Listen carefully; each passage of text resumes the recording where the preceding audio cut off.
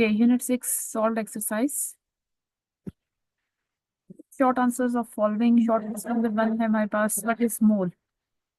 मोल को हम ऐसे डिफाइन कर सकते हैं कि ऐसी अमाउंट ऑफ सब्सटेंस जिसके अंदर हमारे पास क्या है जी, एवोगैड्रो नंबर ऑफ पार्टिकल्स मौजूद हो।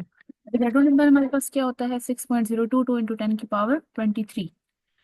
Short question number 2 is differentiate between empirical and molecular formula. Empirical और मॉलिक्यूलर फार्मूला में डिफरेंस करना है। एम्पेरिकल फार्मूला हमारे पास क्या होता है, ये हमारे पास शो करता है simplest whole number ratio of atoms in a compound. Simplest ratio हमारे पास जो फॉर्मूला शो करता है उसको हम कहते हैं एम्पेरिकल फार्मूला। जैसे एग्जांपल दी हुई है हमारे पास बेंजीन की एग्जांपल दी हुई है। बेंजीन का मॉलिक्यूलर फार्मूला होता है C6H6, लेकिन इसको जब हम सिंपलेस्ट फॉर्म में करते हैं 6 और 6 की आपस में कटिंग हो जाएगी। As a result we got our empirical formula as CH. Second one is molecular formula. Molecular formula gives the actual number of atoms present in a compound. Means कितने number of atoms हमारे पास total मौजूद हैं compound के अंदर। इसकी example अगर हम देखें मीथेन, मीथेन हमारे पास क्या है, नेचुरल गैस है, इसका फॉर्मूला है CH4। ठीक है, अब इसमें हमारे पास मीथेन जो है वो शो कर रहा है कि कितने एटम्स कार्बन के मौजूद हैं, कितने एटम्स हाइड्रोजन के मौजूद हैं। तो टोटल हमारे पास क्या हो गया, इसका फॉर्मूला CH4 बनता है। इसको मजीद हम सिंप्लीफाई नहीं कर सकते, सो हम कह सकते हैं कि एम्पेरिकल फार्मूला मीथेन का और मॉलिक्यूलर फार्मूला मीथेन का दोनों same, that will be CH4। Short question number 3 is what is number of molecules in 9 gram of steam. 9 gram steam में नंबर ऑफ मॉलिक्यूल्स कैलकुलेट करने हैं, तो इनको हम कैसे कैलकुलेट करेंगे, we will use formula number of moles equal to mass over molar mass. ठीक है, मैस हमारे पास स्टीम का दिया हुआ है 9। ठीक है, मोलर मैस स्टीम हमारे पास क्या होता है वाटर, इसका मोलर मैस हम कैलकुलेट कर सकते हैं कैसे। 1 हाइड्रोजन हमारे पास 1 ग्राम होता है, 1 इंटू 2 ग्राम आ जाएगा। प्लस ऑक्सीजन का मैस हमारे पास होता है 16, 16 प्लस 2 इक्वल टू 18 ग्राम पर मोल। तो इसकी फॉर्मूला के अंदर हम वैल्यूज पुट करेंगे, as a result we will get number of mole of steam that is 0.5 moles. अब हमारे पास नंबर ऑफ मोल्स आ गए हैं, हमने क्या करना है, नंबर ऑफ मॉलिक्यूल्स कैलकुलेट करने हैं। ठीक है, क्योंकि क्वेश्चन में उससे पूछा हुआ है what is the number of molecules. तो नंबर ऑफ मॉलिक्यूल्स फाइंड करने के लिए फॉर्मूला जो यूज करेंगे वो होगा number of molecules equal to moles multiply by Avogadro number.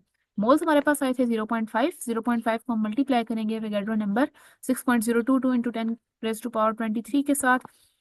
As a result हमारे पास आ जाएंगे कितने नंबर ऑफ मॉलिक्यूल्स हमारे पास 9 ग्राम ऑफ स्टीम में प्रेजेंट है। कितने नंबर ऑफ मॉलिक्यूल्स हमारे पास प्रेजेंट है 3.011 into 10 to power 23 molecules. Short question number 4 is what are molar masses of U238 and U235। Molar masses हमारे पास U238 और U235 की क्या है। U238 का मोलर मैस है U238 ग्राम पर मोल और U235 का है 235 ग्राम पर मोल। ओके, 5 शॉर्ट क्वेश्चन है, why 1 mole of hydrogen molecule and 1 mole of hydrogen atom have different masses. तो हमें पता है कि हाइड्रोजन एटम का मतलब ये है कि सिंगल एटम है हाइड्रोजन का H। ठीक है, तो सिंगल H एटम का मैस होगा 1 ग्राम।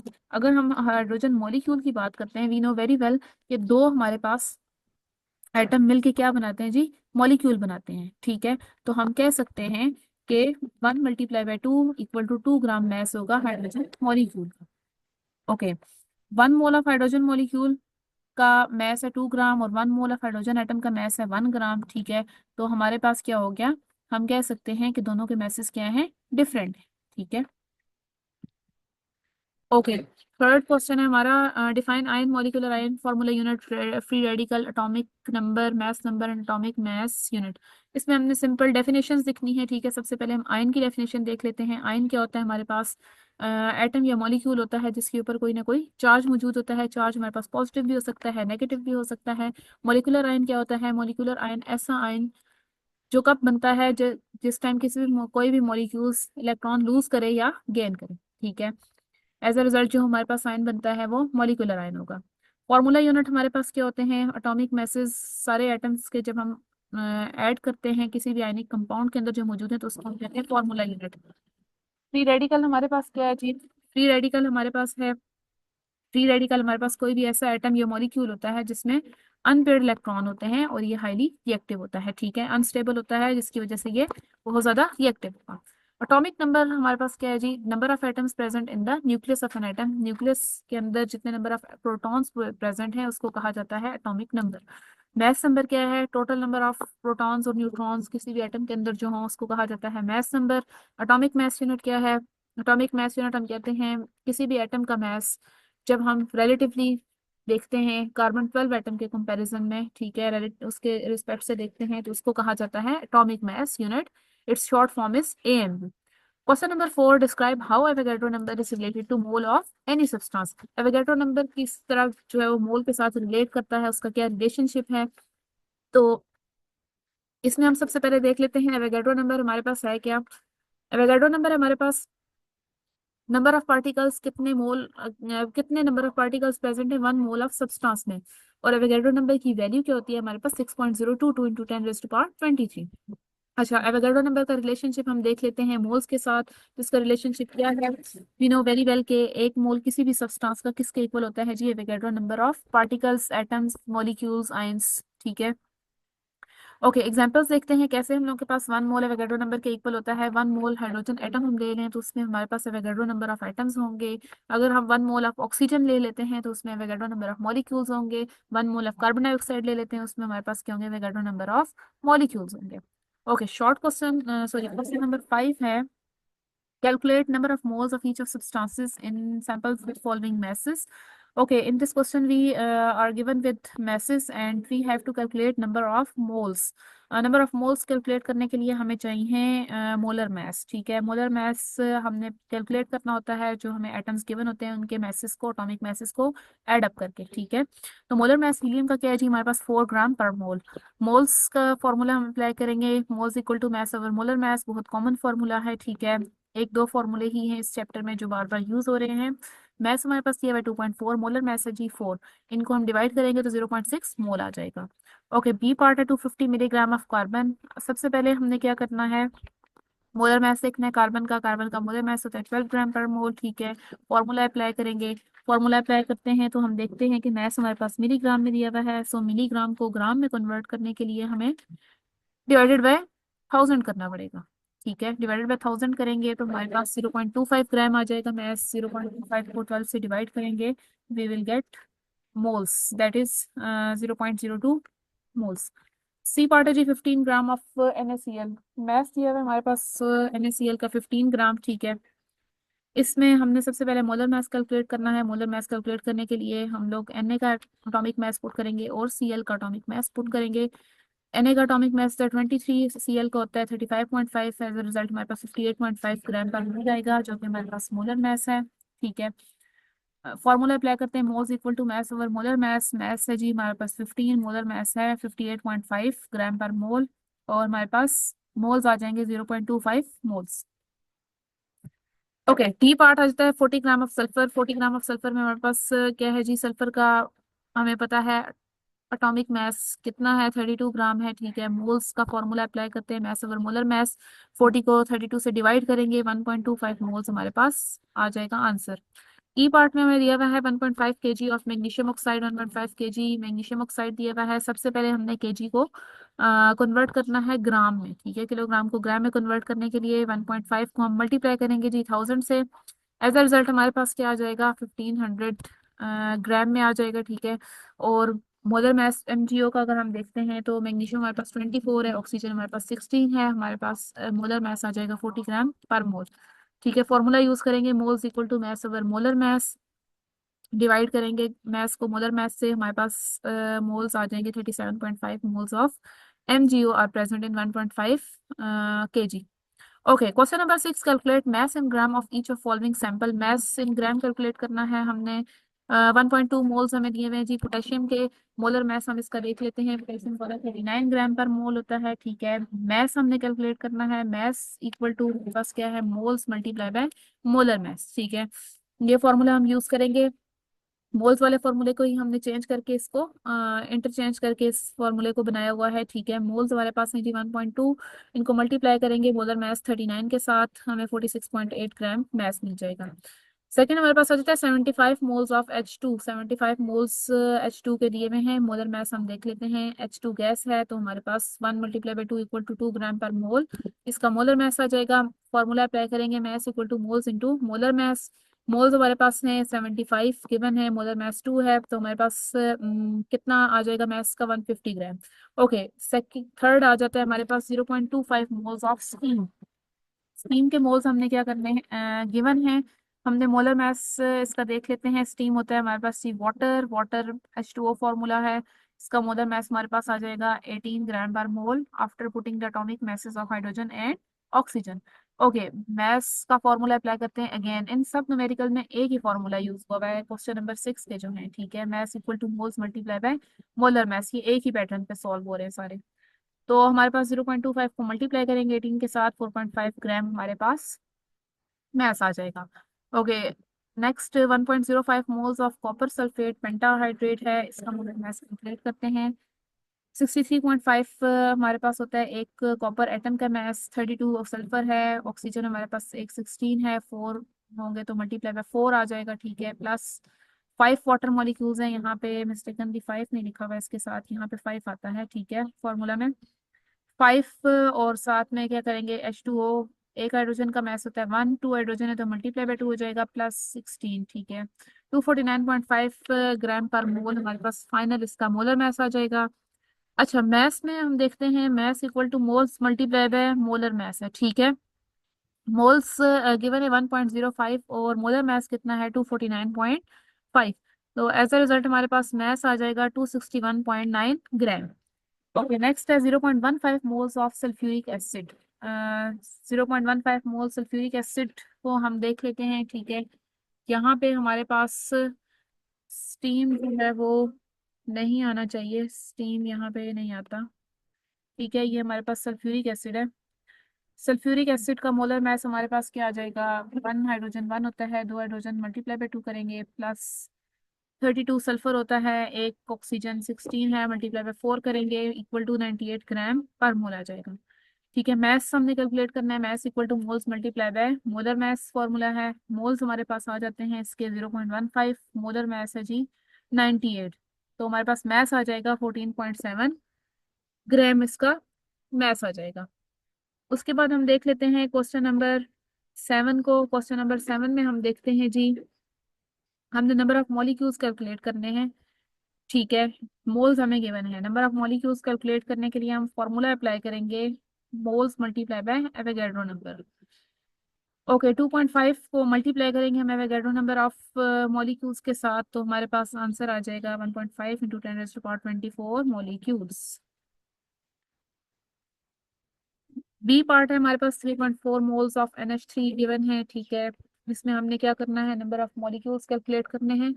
3.4 को मल्टीप्लाई करेंगे एवोगैड्रो नंबर के साथ, तो हमारे पास आंसर आ जाएगा 2.04 into 10⁻24 molecules. Okay, C part है जी 1.09 मोल्स हमें बेंजीन के गिवन है, सेम वही फॉर्मूला अप्लाई करेंगे, वैल्यूज पुट करेंगे तो हमारे पास नंबर ऑफ मॉलिक्यूल्स आ जाएंगे, ठीक है। सेम डी पार्ट में भी हमारे पास 0.01 मोल्स दिए हुए हैं उसने एसिटिक एसिड के, ठीक है। इसमें भी हमने नंबर ऑफ मॉलिक्यूल्स फाइंड करना है using the same formula, that is number of molecules equal to moles multiply by Avogadro number. Question number 8 है जी, डिसाइड वेदर और not each of the following is an example of empirical formula. हमारे पास उसने different questions दिए हुए हैं, ठीक है। और क्या पूछा जा रहा है कि हमने बताना है कि इनमें से कौन सा एम्पेरिकल फॉर्मूला की एग्जांपल है और कौन सी नहीं है। First is Al2Cl6। Al2Cl6 में हम देखते हैं कि इसकी फर्दर कटिंग हो सकती है 2 के टेबल के साथ, तो हमारे पास Al3 आएगा। मीन्स के हमारे पास क्या है, इसको सिंप्लीफाई किया जा सकता है, तो हम कह सकते हैं कि ये एम्पेरिकल फॉर्मूला की एग्जांपल नहीं है, क्योंकि ये एक्चुअल नंबर ऑफ मॉलिक्यूल्स को शो कर रहा है। बी पार्ट में देखते हैं Hg2Cl2 सेम, इसमें भी हमारे पास क्या है, इसको सिंप्लीफाई किया जा सकता है। और ये जो फॉर्मूला दिया हुआ है गिवन है, ये क्या शो कर रहा है, actual number of molecules show कर रहा है, तो इसको भी हम एम्पेरिकल फॉर्मूला कंसीडर नहीं करेंगे। सी पार्ट है जी NaCl। NaCl हमारे पास एम्पेरिकल फॉर्मूला हो सकता है, क्योंकि इसमें हमारे पास सिंपलेस्ट रेशियो दी हुई है एटम्स की। डी पार्ट है C2H6O। C2H6O हमारे पास एम्पेरिकल फॉर्मूला नहीं हो सकता, ठीक है। क्यों, क्योंकि इसमें एक्चुअल नंबर ऑफ मॉलिक्यूल्स उसने शो किए हुए हैं। इसको अगर हम फर्दर सिंप्लीफाई भी करें तो ये फर्दर सिंप्लीफाई नहीं हो सकता, क्योंकि हमारे पास क्या है, इसका एम्पेरिकल और मॉलिक्यूलर फॉर्मूला हमारे पास सेम ही आएंगे। ऑक्सीजन यहाँ पे सिर्फ 1 है, तो उसकी फर्दर कटिंग पॉसिबल नहीं है। क्वेश्चन नंबर 9 इज TNT जो है वो यूज किया जाता है बॉम्ब्स वगैरह में यूज किया जाता है। 7 कार्बन है, 5 हाइड्रोजन, 3 नाइट्रोजन और 6 ऑक्सीजन है। इसका एम्पेरिकल फार्मूला हम लिखेंगे। एम्पेरिकल फार्मूला और मॉलिक्यूलर फार्मूला इसका सेम होंगे, क्यों? क्योंकि इसको फर्दर सिंप्लीफाई नहीं किया जा सकता किसी भी टेबल के साथ, इसके सारे एटम्स की कटिंग नहीं हो रही, ठीक है। सो एम्पेरिकल और मॉलिक्यूलर फार्मूला इसका सेम होगा, जो कि क्वेश्चन में गिवन है। इसी को हम लिख लेंगे सिंबल्स की फॉर्म में C7H5N3O6। ओके, क्वेश्चन नंबर 10 है। मॉलिक्यूल के अंदर 4 फॉस्फोरस एटम्स हैं, 10 ऑक्सीजन एटम्स हैं, इसका मॉलिक्यूलर फार्मूला लिखना है। उसके अलावा मोलर मैसेज जो है फाइंड करने हैं इस मॉलिक्यूल के। तो सबसे पहले हम देखते हैं एम्पेरिकल फार्मूला इसका क्या हो सकता है, P4O10। P4O10 की कटिंग अगर की जाए तो 2 इंटू 2 4 और 2 5 10, तो एम्पेरिकल फार्मूला हमारे पास बनेगा जी P2O5, which is given here. Molar mass P4O10 का हम कैलकुलेट कर लेते हैं। We know very well phosphorus का एटॉमिक मास है 31 मल्टीप्लाई बाय 4, क्योंकि 4 फॉस्फोरस एटम है प्लस ऑक्सीजन होता है 16 और 10 ऑक्सीजन है तो मल्टीप्लाई बाय 10, ये हमारे पास आ जाएगा 284 ग्राम पर। Okay, question number 11, Indigo dye use किया जाता है, ठीक है। उसके अलावा इंडोक्सिल इसका फॉर्मूला दिया हुआ है, हमें मोलर मास कैलकुलेट करने हैं और उनके एम्पेरिकल फार्मूलाज लिखने हैं। एम्पेरिकल फार्मूला इंडिगो का अगर हम देखें तो सबसे पहले इसका मॉलिक्यूलर फार्मूला देख लेते हैं, C16H10N2O2। तो इसमें हम देखते हैं इसको फर्दर सिंप्लीफाई किया जा सकता है, 2 के टेबल के साथ इसकी कटिंग हो सकती है, ठीक है। तो हमारे पास एम्पेरिकल फार्मूला बनेगा जी C8H5NO, ठीक है। नेक्स्ट हमारे पास मोलर मास इसका देख लेते हैं इंडिगो का। तो इसको हम कैसे कैलकुलेट करेंगे, हमारे पास कार्बन का मास होता है जी 12, ठीक है। उसकी वैल्यू पुट करेंगे, इसको मल्टीप्लाई करेंगे 16 के साथ, देन हमारे पास आ जाती है जी हाइड्रोजन आ जाती है। हाइड्रोजन का होता है 1, 1 को 10 के साथ मल्टीप्लाई करेंगे, 14 इंटू 2 नाइट्रोजन आ जाएगा, ऑक्सीजन 16 इंटू 2। तो हमारे पास फाइनल जो इसका मोलर मास बनेगा वो 262 ग्राम पर मोल है, ठीक है। अच्छा, एम्पेरिकल फार्मूला इंडोक्सिल का हमारे पास सेम रहेगा जो इसका मॉलिक्यूलर फार्मूला है, क्यों? क्योंकि इसको फर्दर सिंप्लीफाई नहीं किया जा सकता। मोलर मास ऑफ इंडोक्सिल की बात करें तो हमारे पास इंडोक्सिल का मोलर मास क्या होगा जी, इसमें हम लोग कार्बन, हाइड्रोजन, ऑक्सीजन और नाइट्रोजन की वैल्यूज पुट करेंगे। एज अ रिजल्ट हमारे पास 133 ग्राम पर मोल आएगा मोलर मास जो कि इंडोक्सिल का है। Question number 12. Identify a substance that has formula mass of 133.5 AMU. Formula mass 133.5 AMU किसका है? तो इसमें हम देख लेते हैं, सेपरेट कैलकुलेशन हम लोग करेंगे, ठीक है। मैग्नीशियम का एक एटम 24 होता है, क्लोरीन होता है 35.5, मल्टीप्लाई बाय 2 करेंगे तो हमारे पास इसकी वैल्यू आ जाएगी। सल्फर, वन एटम सल्फर का 32 होता है, मल्टीप्लाई बाय 2 करेंगे, प्लस 35.5 मल्टीप्लाई बाय 2 करेंगे तो इसकी वैल्यू आ जाएगी। BCl3 की वैल्यूज पुट करेंगे, सेम AlCl3 की वैल्यूज पुट करेंगे तो हमारे पास किस केस में 133.5 AMU आएगा। हमारा फॉर्मूला मास AlCl3 के केस में, that is aluminium trichloride. So our correct option is AlCl3. Question number 13 is calculate number of atoms in each of the following samples. Number of atoms calculate करने हैं, ठीक है। Moles दिए हुए हैं, 3.4 moles nitrogen के दिए हुए हैं। We will use formula number of atoms equal to moles multiply by Avogadro number. Moles की वैल्यू पुट करेंगे, Avogadro नंबर की वैल्यू हमें याद है वो पुट करेंगे। As a result we will get number of molecules that are present in 3.4 moles of nitrogen atoms. Okay, B part is 23 gram of sodium, इसमें हमें मैथ दिया हुआ है, ठीक है। अब हमने क्या करना है, जो क्वेश्चन नंबर 13 के ए पार्ट में हमने फॉर्मूला यूज किया था उसको ओपन करके यूज करना है, क्योंकि हमें इसमें मैथ दे दिया है। मैथ दे दिया है तो हमें मोलर मैथ सोडियम का पता है जो कि हमारे पास 23 ग्राम पर मोल होता है। Number of items equal to moles multiply by Avogadro number. Moles के फॉर्मूले को ओपन करेंगे तो हमारे पास maths over molar maths multiply by Avogadro number आ जाएगा। मैथ्स हमारे पास 23 है, मोलर मैथ्स हमारे पास 23 है, ठीक है। मल्टीप्लाई करेंगे एवोगैड्रो नंबर के साथ, एज अ रिजल्ट हमारे पास नंबर ऑफ एटम्स आ जाए। Okay, C part is 5 gram of hydrogen atom. Molar mass hydrogen atom की बात हो रही है तो मोलर मास हाइड्रोजन एटम का होता है 1 ग्राम पर मोल। नंबर ऑफ एटम्स हमारे पास कितने जी, मोल्स फॉर्मूला यूज करेंगे, moles multiply by Avogadro number. Formula को ओपन करेंगे, मास की वैल्यू पुट करेंगे, उसके अलावा मोलर मास की वैल्यू पुट करेंगे, मल्टीप्लाई करेंगे एवोगैड्रो नंबर के साथ तो हमारे पास आ जाएंगे number of atoms. Okay, next हमारे पास आ जाता है जी 14 क्वेश्चन आ जाता है मैथ्स कैलकुलेट करने के लिए, ठीक है। मैथ्स हम कैसे कैलकुलेट कर रहे हैं, ए पार्ट है जी 3.24 into 10⁻18 atom of iron. Iron के एटम्स हमें गिवन है, हमने इसमें क्या कैलकुलेट करना है, मैथ्स।